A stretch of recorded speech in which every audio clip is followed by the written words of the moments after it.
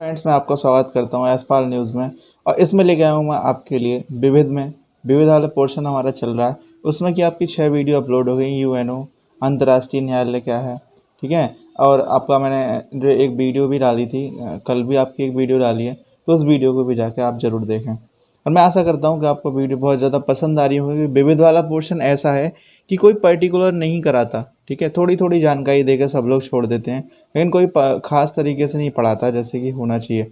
तो मैं आपको एक एक जानकारी आपको देता हुआ चलूंगा। तो देखिए, आज हमारा टॉपिक क्या है। अंतर्राष्ट्रीय श्रम संगठन आपका टॉपिक है यहाँ पर। मतलब इंटरनेशनल लेबर ऑर्गेनाइजेशन आपका यहाँ पर ILO जैसे बोलते हैं, वो आपका हमारा यहाँ पर टॉपिक है। सबसे बड़ी बात उसमें कि उसकी स्थापना कब हुई थी। तो स्थापना आपकी 1919 में हुई थी, ठीक है ना।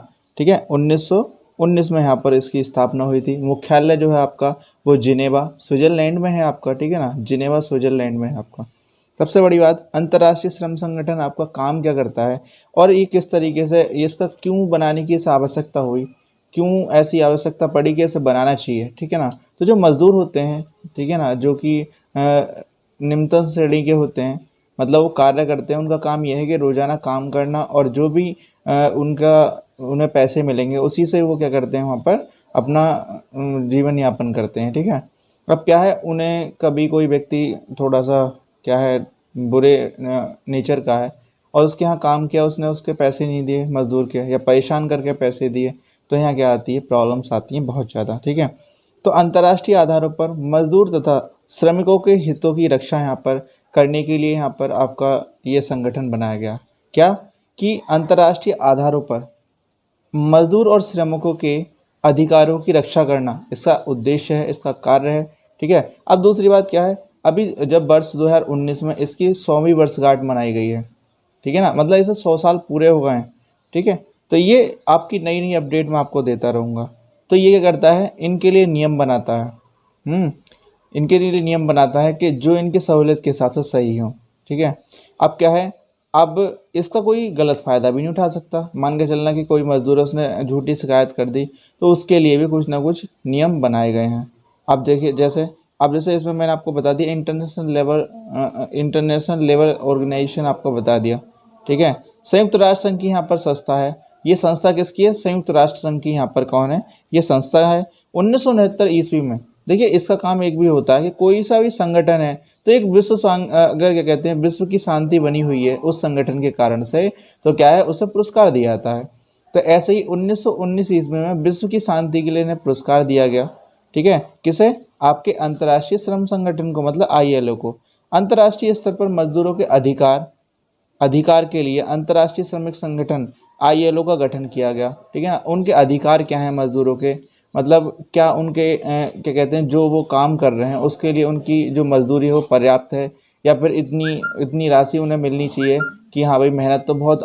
अब देखो, मान के चलना, जो व्यक्ति आपका क्या कहते हैं, सॉफ्टवेयर हार्डवेयर काम करते हैं, कुछ व्यक्ति ऐसे हैं जिनके सिर्फ मान के चलना पूरा दिन में सिर्फ उनका सिग्नेचर करने का काम है, ठीक है। तो उन्होंने ये क्या, सिग्नेचर किया मात्र, तो उसमें उन्हें बहुत सारी जो है तनख्वाह उन्हें मिल गई। लेकिन यहाँ पर क्या है, व्यक्ति मजदूर है, वो कहीं उससे कहीं ज़्यादा मेहनत का काम करता है, बॉडी बहुत ज़्यादा वर्क करती है उसकी, तब भी जाकर उसके बहुत ही कम ज़्यादा जाकर पैसे मिलते हैं वहाँ पर, ठीक है। अब तो फिर भी सही है, लेकिन पहले तो बहुत पुराने समय में तो बहुत बुरी कंडीशन थी, पैसे नहीं मिल पाते थे, इतने पैसे उन्हें नहीं दिए जाते थे, ठीक है।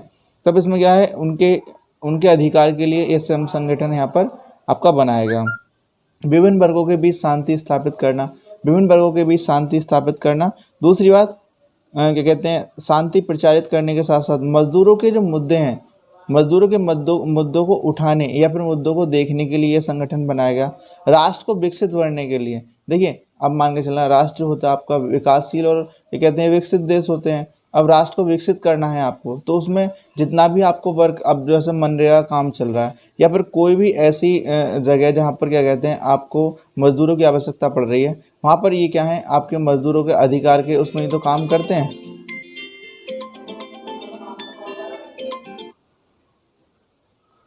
ठीक है। तो मजदूरों के उसमें तो कई काम करते हैं यहाँ पर, ठीक है।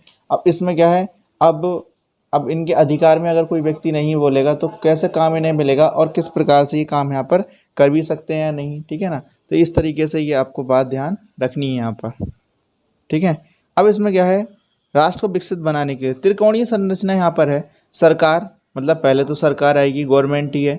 गवर्नमेंट के बाद नियुक्ता, मतलब कौन नियुक्त करेगा उन्हें, ठीक है ना, कहाँ पर कौन सा काम दिया जाएगा। उसके बाद आता है मजदूर का प्रतिनिधित्व, ठीक है ना, मजदूर का प्रतिनिधित्व करने वाला भी कोई ना कोई होना चाहिए। तो सरकार है, सरकार के बाद नियुक्ता, मतलब जो नियुक्त करते हैं, और इसमें आएगा लास्ट आपका मजदूर का प्रतिनिधित्व करना। मतलब इसका रेशो कितना होता है, तो आपका रेशो होता है 2:1:1, मतलब सरकार का 2 और नियुक्ता का 1 और मजदूरों का प्रतिनिधित्व करना मतलब 1 इसका, ठीक है ना। तो अनुपात बनेगा 2:1:1। प्रमुख कार्य क्या हैं आपके, प्रमुख कार्य क्या, अंतर्राष्ट्रीय श्रमिक सम्मेलन स्वीकार करना, ठीक है ना, आयोजित करना, स्वीकार करना, आयोजित करना, मुख्य निदेशक को चुनना, मुख्य निदेशक कौन है उन्हें चुनना, मजदूर मामले के क्या कहते हैं, मजदूर मामलों के सदस्य के राज्य के साथ व्यवहार करना, ठीक है ना, मजदूर मामले के जो सदस्य हैं उनके साथ में किस तरह का व्यवहार करना। अब देखिए यहाँ पर क्या थे, टोटल 28 यहाँ पर जो यहाँ पर गिनती थी यहाँ पर, कैसे, जैसे 14 नियुक्ता थे और 14 ही क्या थे, श्रमिक प्रतिनिधि थे, ठीक है ना। तो स्टार्टिंग में कितने थे, 28 आपको ध्यान रखने हैं। 187 सदस्य देश हैं इसके, 187 जो है सदस्य देश हैं। किन क्षेत्रों में इसने भूमिका निभाई है वो भी आपको पता होना चाहिए, किन क्षेत्रों में भूमिका निभाई है। तो देखिए सबसे पहले महामंदी के दौरान जो है, महामंदी की जब मंदी आई थी, जैसे इस समय भी मंदी का दौर है, ठीक है ना, महामंदी के दौरान श्रमिक अधिकारों को सुनिश्चित करना, श्रमिक अधिकारों को सुनिश्चित करना, जैसे मनरेगा में। अब देखो जो आपकी मध्य प्रदेश की सरकार है या फिर महाराष्ट्र की सरकार है, वो क्या कहती है, अभी भी कह रही है, बोले मनरेगा के तहत या फिर मनरेगा के अकॉर्डिंग हम क्या करेंगे, मजदूर लोगों को हम रोजगार देंगे, ठीक है ना। तो ये क्या है, यहाँ पर जो अंतर्राष्ट्रीय श्रम संगठन है उसी का तो एक वो है कि वो उसमें जो है उन लोगों को जो मजदूरी देना चाह रही है, उनके लिए रोजगार देना चाह रही है, ताकि वो कुछ ना कुछ पैसे कमा सके, अपने जीवन यापन कर सकें, ठीक है। तो इस तरीके से सरकार महाराष्ट्र, मुंबई, इस तरीके की जगह जो है यहाँ पर मजदूर लोग बहुत हैं। मुंबई में जो है, मुंबई के अंदर और क्या कहते हैं महाराष्ट्र के अंदर, आप यहाँ पर मजदूर लोग बहुत मिलेंगे आपको, ठीक है। और ये उन्हीं लोगों का बसाया हुआ क्षेत्र है, ठीक है। लेकिन भले ही अब टीवी एक्टर्स वगैरह वहाँ पर रह रहे हैं, लेकिन पुराने समय में सब वही थे, ठीक है। अब देखिए किन देशों में भूमिका निभाई, तो महामंदी के दौरान श्रमिक अधिकारों को सुनिश्चित करना यहाँ पर कार्य है, श्रमिक अधिकारों को सुनिश्चित करना यहाँ पर क्या है, अधिकार है। अपनिवेशीकरण की क्रिया, अपनिवेशीकरण की प्रक्रिया। पोलैंड में क्या कहते हैं, सॉलिडेरिटी करके आता है आपका, सॉलिडेरिटी व्यापार संगठन की स्थापना करना, सॉलिडेरिटी व्यापार संगठन की स्थापना करना। दक्षिण अफ्रीका में रंग भेद पर विजय करना, रंग भेद पर विजय करना, ठीक है, ये चीज़ आपका आ गया। वर्तमान में एक न्याय संगत वैश्वीकरण हेतु, देखिए वर्तमान में ये संगठन जो क्या काम कर रहा है, तो वर्तमान में एक न्याय संगत वैश्वीकरण हेतु नैतिक एवं लाभदायक ढांचे के निर्माण में आवश्यक सहायता प्रदान कर रहा है, ठीक है ना, ढांचे के निर्माण के रूप में एक आवश्यक सहायता प्रदान कर रहा है। जैसे मनरेगा वाली बात मैंने आपको बताई, तो वो क्या है, यहीं पर ही इस चीज़ को जोड़ देते हैं वहाँ से। मौलिक सिद्धांतों पर 4 श्रेणी यहाँ पर बताई गई हैं, वो क्या है, संघ की स्वतंत्रता और सौदेबाजी का अधिकार। संघ की स्वतंत्रता है और सौदेबाजी का अधिकार है कि आप किसी काम को करना चाहते हो या नहीं करना चाहते। अगर आपको सही लग रहा है, आपके लिए इतने पैसे सही लग रहे हैं, तो आप सौदेबाजी कर सकते हो, वरना नहीं, अन्यथा नहीं उस काम को करोगे, कोई दिक्कत।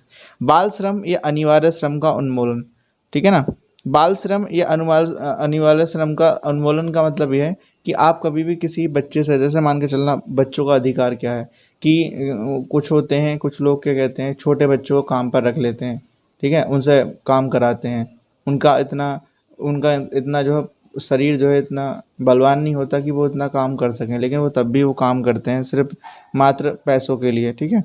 तो यहाँ पर आपको कन्वेंशन याद रखने हैं। तो संघ की स्वतंत्रता और सौदेबाजी का अधिकार कन्वेंशन जो है वो 87 और 98 में है, ठीक है ना, 87 और 98 में। दूसरा, बाल श्रम या अनिवार्य श्रम का उन्मूलन 29 से 105 में, 29 से 105 में आपको आएगा। बाल श्रम का उन्मूलन कब है, बाल श्रम का उन्मूलन जो है 138 व 182 में। रोजगार एवं व्यवसाय संबंधी भेदभाव का उन्मूलन 100 एवं 111, ये इसमें आपका ध्यान रखना है आपको, ठीक है। उसके बाद में ILO के 8 कन्वेंशन है और भारत के द्वारा कुल 6 कन्वेंशन यहाँ पर अपनाए गए हैं। तो मैं 8 को बताता हूँ, स्टार्टिंग के जो होंगे वो भारत के द्वारा अपनाए गए हैं, ठीक है। तो पहला है बलात् श्रम पर कन्वेंशन, तो वो आपका आएगा संख्या 29। बलात् श्रम पर जो कन्वेंशन आएगा वो आएगी संख्या 29 आपकी। बलात् श्रम का उन्मूलन पर कन्वेंशन, बलात् श्रम पर उन्मूलन का कन्वेंशन जो आपका संख्या 105 में आएगा। समान परिश्रमिक पर कन्वेंशन, समान परिश्रमिक पर कन्वेंशन संख्या 100 आएगी, क्योंकि मान के चलना अगर आपको किसी को भी धनराशि देनी है या फिर उसकी मजदूरी देनी है तो वो बराबर होनी चाहिए, समान होनी चाहिए। ऐसा नहीं कि बच्चा है तो उसके लिए क्या कहते हैं, भले ही वो काम नहीं करता हो, ठीक है ना, तो क्या है आप उस काम पे मत लगाओ उसे।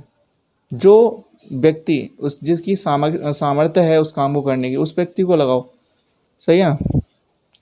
अब वो पूरा दिन काम भी करे बेचारा थोड़ा थोड़ा करके और आप उसे पैसे भी ना मिले इतने, तो फिर वो भी गलत लगता है, ठीक है। जैसे चाय की दुकान पर रहते हैं लड़के, तो ये चीज़ थोड़ा मायने रखती है। भेदभाव रोजगार एवं व्यवसाय पर कन्वेंशन, भेदभाव क्या करते हैं, रोजगार एवं व्यवसाय पर कन्वेंशन मतलब संख्या 111 आपको ध्यान रखनी है। न्यूनतम आयु पर कन्वेंशन मतलब उसकी जो न्यूनतम आयु कितनी होनी चाहिए, ठीक है ना, कि उससे अब जैसे मान के चलना फैक्ट्री है, जो बड़ी बड़ी फर्म है, वो 18 साल से पहले व्यक्ति को अंदर काम नहीं करने देती, 16 साल तक का भी मना ही है।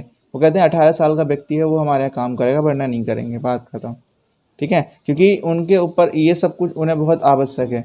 किसी को चोट लग जाए, किसी को भी कोई बात हो जाए थोड़ी सी भी, तो उन्हें जवाब देना बहुत मुश्किल पड़ जाएगा, ठीक है, इसलिए, ठीक है। तो बाल श्रम के सबसे विकृत स्वरूप कन्वेंशन जो है वो संख्या 182 में। संघ की स्वतंत्रता एवं संगठित होने का अधिकार की सुरक्षा जो है वो कन्वेंशन संख्या 87 में है।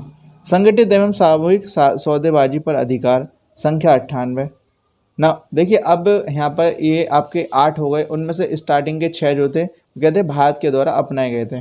दूसरी बात, अब बात करेंगे यहाँ के जो आपके अध्यक्ष हैं, तो ठीक है 7 नवंबर 2016 को यहाँ पर जो है पद दिया गया, ठीक है ना। तो गाय राइडर करके हैं, गाय राइडर, उन्हें जो यहाँ पर 5 वर्ष के लिए यहाँ पर जो है ये पद दिया गया है।